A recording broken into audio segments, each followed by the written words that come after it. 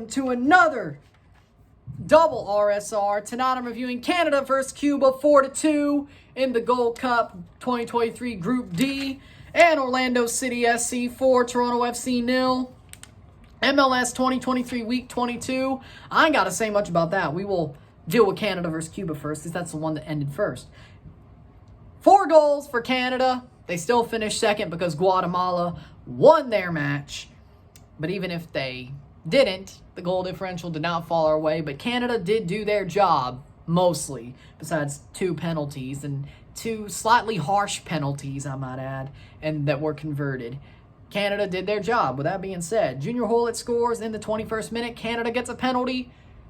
Sanchez goes the other way. Hoilett rolls it into the net to make it 1-0. Jonathan Osorio scores in the 27th minute. Pops one into the net after almost scoring one earlier. 2-0 Jonathan Osorio. Penalty is given because Dane St. Clair takes out Paradella at the feet, but he didn't really even touch him, to be honest. 45+4, Paradella takes it, puts it past Dane St. Clair to make it 2-1. That's the way we go into half, is 2-1. But Canada finally started scoring goals. They dominated the game. They were doing their job. Very happy with the performance today. Overall. 47th minute, Jaden Nelson scores. Beautiful goal. Close range, puts it into the net to make it 3-1. 61st minute, Liam Miller gets a header off a corner, pops it into the net against the new keeper, 4-1. And then Michael Reyes gets a penalty after a handball from Dominic Zator. Hits him as he's jumping, and he's not really pulling out his arm because he wants to. It's kind of like the momentum, but they give the penalty anyway. I think it's a bit harsh. They give the penalty. Michael Reyes goes off the hands of Dane St. Clair and into the net to make it 4-2, and that's the way the match would end after 9 minutes of stoppage time. 4-2 Canada. They finished second in the group. Guatemala finishes first. I did have Guatemala and Canada going through this Gold Cup group, just not the way it happened. Guadeloupe finishing third and Cuba finishing fourth. So I was on the money slightly about who went through and who got knocked out, but not the way it finished. But I did call who came through and went out. So exactly who went out, but who came through. With that being said, full-time stats are as follows. 14 shots to 9, 9 shots on goal to 2, 62% possession to 38% possession, 526 passes to 331 passes, 91% pass accuracy to 86, 10 fouls to 19, 4 offside to 3, 1 yellow card to 2, 0 red cards to 0, 5 corners to 5. Canada, they were the better team by far. Canada were the better team. They deserve to win. Arguably, they should have had a clean sheet. I think both those penalties, again, were harsh. I think one of them shouldn't have been given. The other, I can understand, but I think they were both harsh. And Canada deserved to at least get a clean sheet. I thought they had a really good performance, defensively and offensively. I know this isn't them waking up, so to speak. I know that when they play the USA, it's going to look a lot more like the Guadeloupe and Guatemala games, if not worse, but at least there's hope in multiple ways. I think, of course, Berhalter's making the calls for some of the players at the Gold Cup to Callahan saying, I want so-and-so starting and all that. So I think that helps Canada, as well as they have started to build some cohesion. They did their job here. It should have been more, but they were building cohesion. Maybe that's all they needed. Maybe they needed to build something and win a match, build cohesion, grow something with this group. Maybe that's all they needed. Maybe they're not that bad. I mean, they did play well, but maybe it's not as bad as it seems. Maybe it's not. If they built cohesion here, they looked good playing the ball forward. They played the ball out, played forward. It looked good against Cuba. This is the best they've looked since Panama. And I know it's a different team, the 2 games that played. It is a different team. But I do know this. They look really, really good. I wouldn't say they look really, really good, but they look good tonight. Herdman, I still don't know whether to start anointing him again. I don't think I am. But Oso looked amazing tonight. Richie Larea looked amazing. Bombito looked good for when he was on. Loturi could have been better, but still.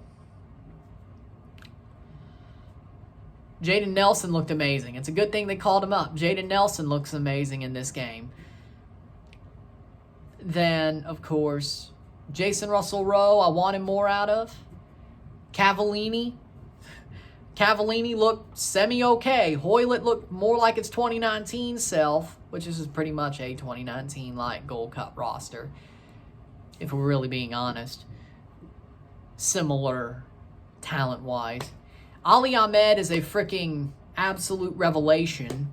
Ali Ahmed is a wonderful footballer. I enjoy watching him play. Ali Ahmed is wonderful. Whitecap's got a good one in him. Again, Zach McGraw. Zach McGraw has had a good Gold Cup. I enjoy watching him play at the back.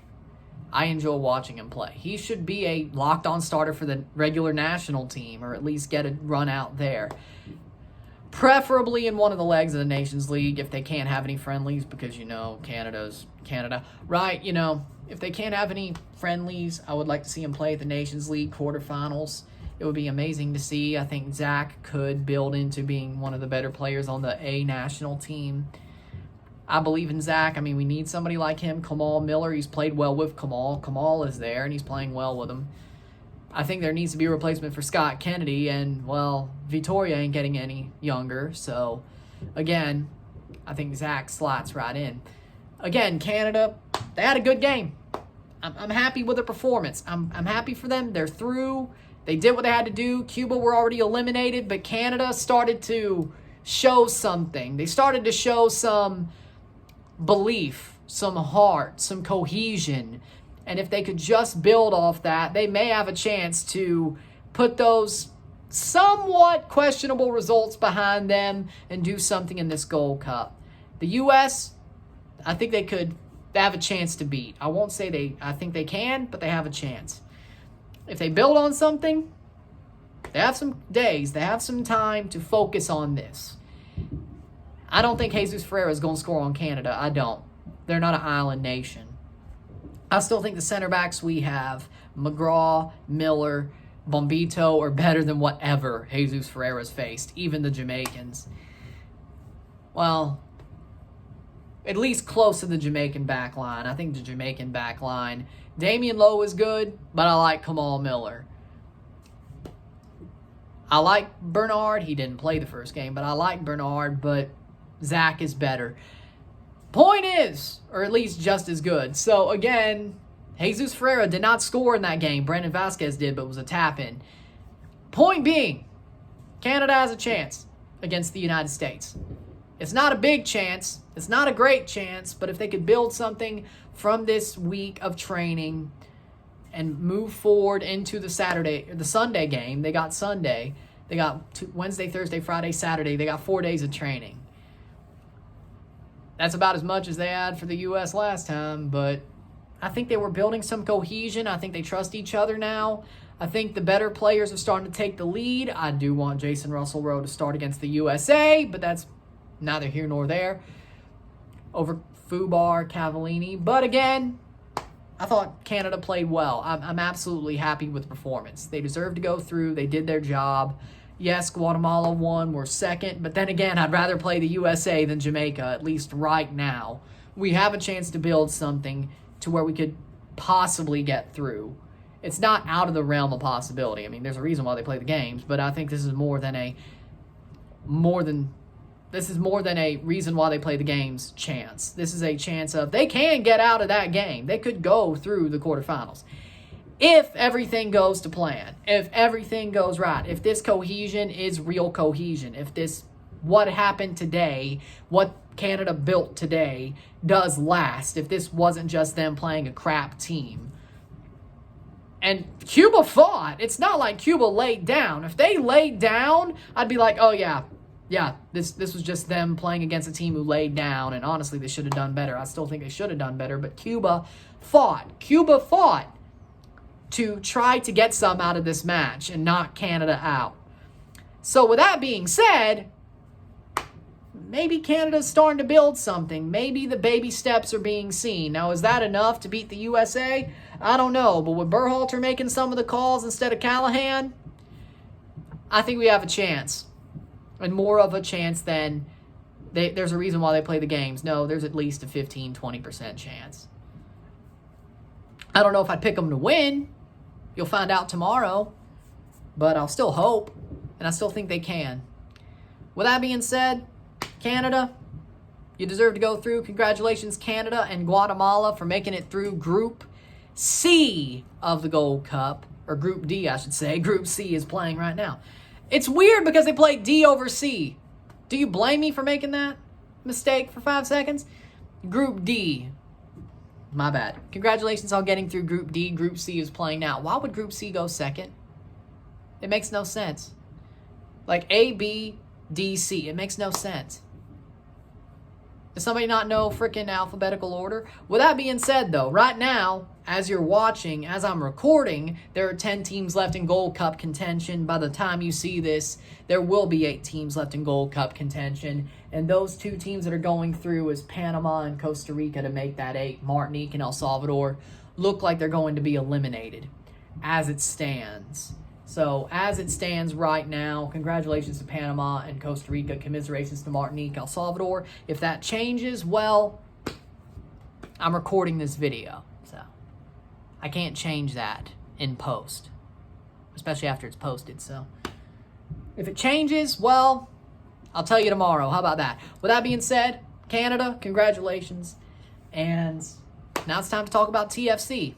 Let's go. And now we're talking about Orlando City 4, Toronto FC 0, and MLS 2023 Week 22, Match 22. I ain't got much to say, but we'll run through it. Cesar Araujo scores the goal. In the 17th minute, ball crossed in, bullet header by Araujo, gets past Ranjit Singh because he's way wide. Nobody's covering Araujo as well.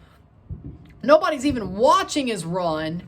1-0 Orlando. Then in the 22nd minute, ball crossed in by Santos as well as the first one. Santos crossed in both. The first and second goals.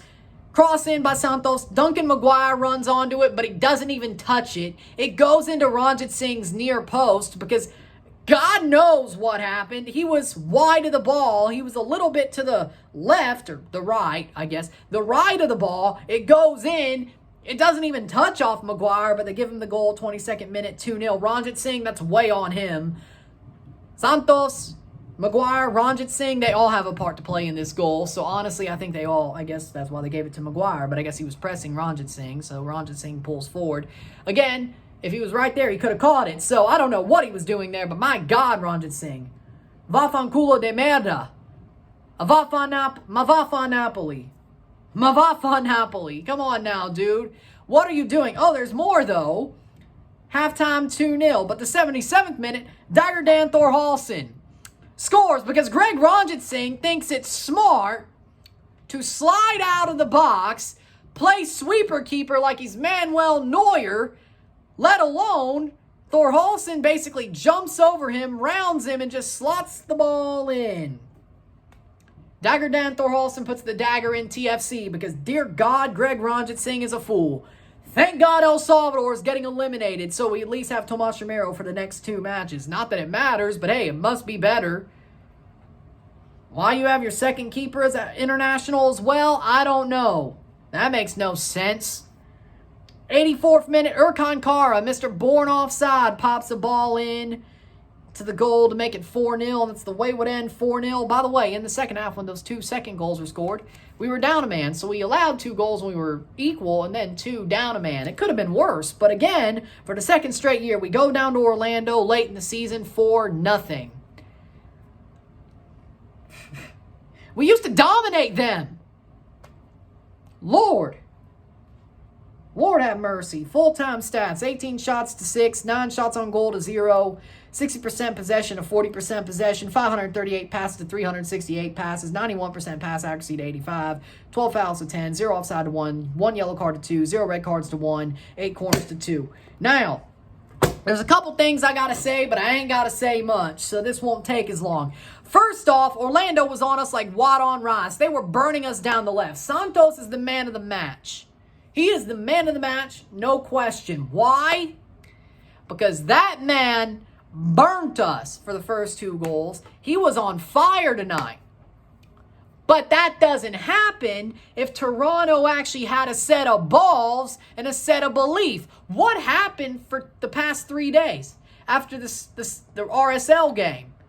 They put everything out during that game. And I'm not saying, Terry Dunfield, sort of at fault here. I'm not going to lie. Unlike the RSL game, he's sort of at fault here.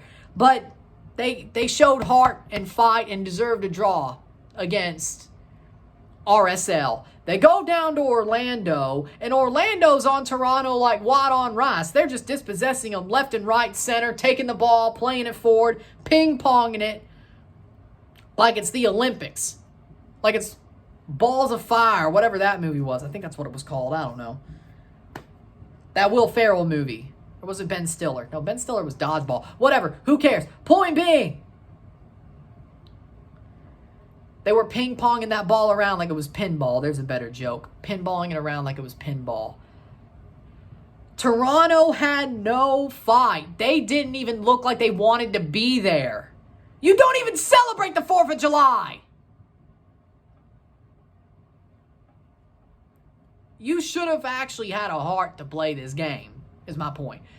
Or I should never eat a steak on a Toronto FC match day ever again. By the way, speaking of, does that count like steak medallions at Melting Pot? Because, Because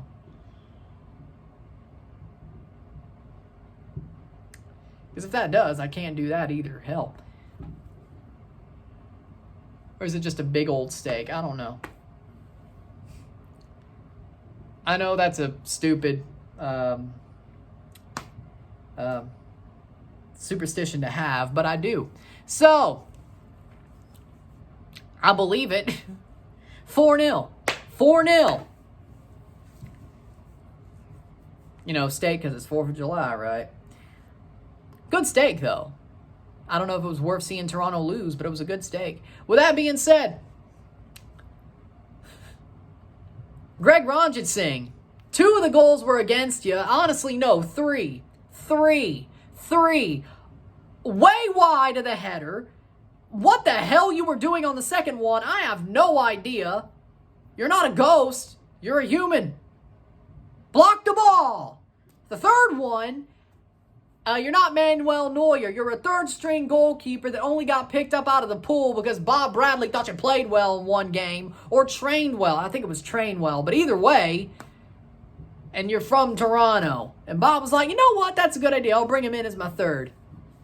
Bob Bacala, this is your fault. Having to watch this jackass Civ playing horrible football. And no, he is good guy, but as a goalkeeper, his mindset is of that of a jackass. And that's what I mean. You see, because what goalkeeper, even Bono didn't do any of this. The dude stays wide. Every goal we've let up, at least what? 80% of them over the past games has been because of Ranjitsingh's horrible positioning, unwillingness to clear the ball. How has he been a goalkeeper for all these years? He has no willingness to clear the ball, no willingness to be where the ball is, comes off his line. This is jackass goalkeeping. I'm not even a goalkeeper. I'm not even tall enough. And I could be like, oh, Alex Bono didn't do this.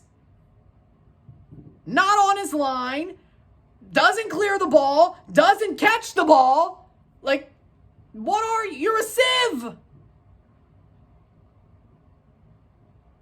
You should be a freaking Zamboni driver. I mean, this isn't ice, but you know what? I mean, then again, aren't Zamboni drivers actually good goalies? Yeah, I thought so. You know what? We should put David Ayers in there. What's the worst that could happen? Why not? Like, seriously. It is jackass goalkeeping. I know Ranjitsingh, cool dude, good guy. Jackass of a goalkeeper. That's what I meant by that. Because, again, off his line, can't clear the ball, doesn't touch the ball, doesn't block the ball, doesn't catch the ball. He does nothing a goalkeeper's supposed to do except come off his line and try to slide for it and then be a sweeper keeper. But if you can't do anything else, and then it blows up in your face, what is that? He's a sieve who doesn't know how to play goalkeeper. Like, you might as well put the Tin Man out there. You might as well put the freaking Scarecrow out there. You might as well put the corpse of Yashin out there. Well, I mean, if not, he's really old. So, again, might as well weaken at Bernie's him. It can't be worse. It's been every game since Cincinnati. Everyone. Ranjit Singh is allowed goal after goal after goal because he doesn't know how to play goalkeeper. And he doesn't get sat. Like 80% of the goals against over the past 4 games have been because it's off his hand. Or off the fact that he's off the line. Or anything. Why is he a goalkeeper? Like, I haven't seen something so mind-numbing. And Bono was shit. At least he knew how to come off his line. He just couldn't kick the ball. He could stop a shot if he got his hands to it. He could come off his line. He just couldn't kick the ball. I think I was a little bit too hard on Alex, to be honest. After this, I think I was too hard on him, you know. He just couldn't kick the ball. He never learned how to do it. Ranjit Singh, what the hell is his purpose? What is it? I hope I don't have to ever say his name again. Please, El Salvador, choke so we get Romero back. Legitimately, it can't be worse. You could put a freaking broom in net and it wouldn't be worse. You could put one of those tackling sleds in net and it wouldn't be worse. Legitimately. I'm not saying he's the whole reason we lost this match, but it doesn't help when your team doesn't perform and your goalkeeper is acting like a freaking fool. Is acting the fool. Or any of these matches, to be honest. Especially this one.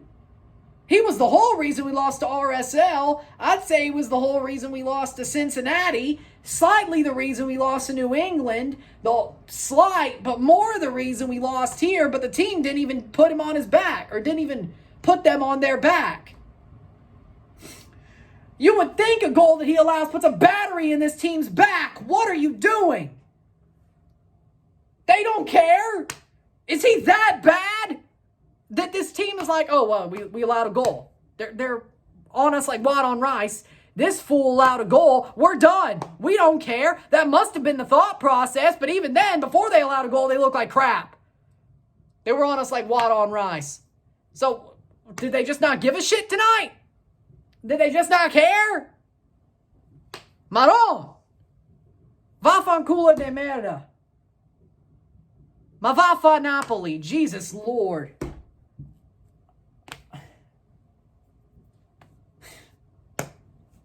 This is mind-boggling. It's mind-boggling. It's crazy.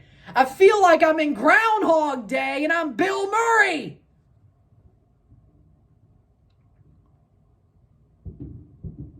This is crazy.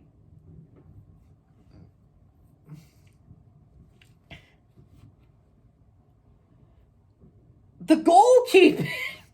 I haven't seen a worse goalkeeper ever. And Alex Bono, I was on his ass for years. I guess I shouldn't have been. I just said that. I guess I shouldn't have been. I didn't know there was worse.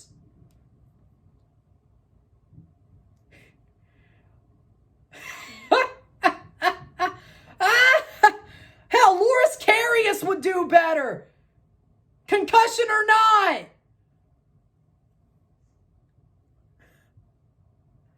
I mean, this game was a disgrace. by the whole team, but Ranjit Singh, my lord, he was acting a fool. Is he that bad? I guess, wouldn't you want to go back to Orlando and show your former team why they shouldn't have let you go instead of act a fool and be horrible? Or am I wrong? Or am I wrong? Or does he act a fool because he wanted to show the team he was wrong? I have never seen a goalkeeper be so inept at what you're supposed to do to be a goalkeeper. I have never. He can't come off his line. He can't save a ball. He can't rebound a ball. He can't cross a ball. Or he can't clear a ball. He can't kick a ball. And then during the RSL game, he has the cheek to be angry at his defenders. Dude! I mean, yeah, you sort of played good in that game until you threw it all away, but dude. Like, what? Is that why? Does that help why you're so bad? Because you're mad at your defenders? You're yelling at your center backs? Dude, you have the cheek. I didn't see it here, but you had the cheek to be mad at your defenders? They were saving your ass against RSL. But still, I almost forgot to talk about that last game, but here I will. They were saving your ass. And you have the cheek to yell at them. Dude. I've never seen goalkeeping so bad. Lord, have mercy. With that being said, my God, this game was a disgrace. With that being said, if you like this video, like it, share, subscribe. You know what it is. Tell your friends. Hit that like button. Hit that subscribe button. Hit that bell notification once subscribe. Send super chats on the live streams. Comment on this video. Put it to playlist. Share with friends and family. All that great stuff. I shall see you tomorrow for the Gold Cup group stage recap, the knockout stage predictions, and hopefully I'm a lot happier. I'll see you tomorrow when there's 8 teams left in Gold Cup contention. I'll see you tomorrow. And it still looks like it will be Costa Rica, Panama, or Panama, Costa Rica. So I'll see you tomorrow. I'm Ron and I'm out. Peace.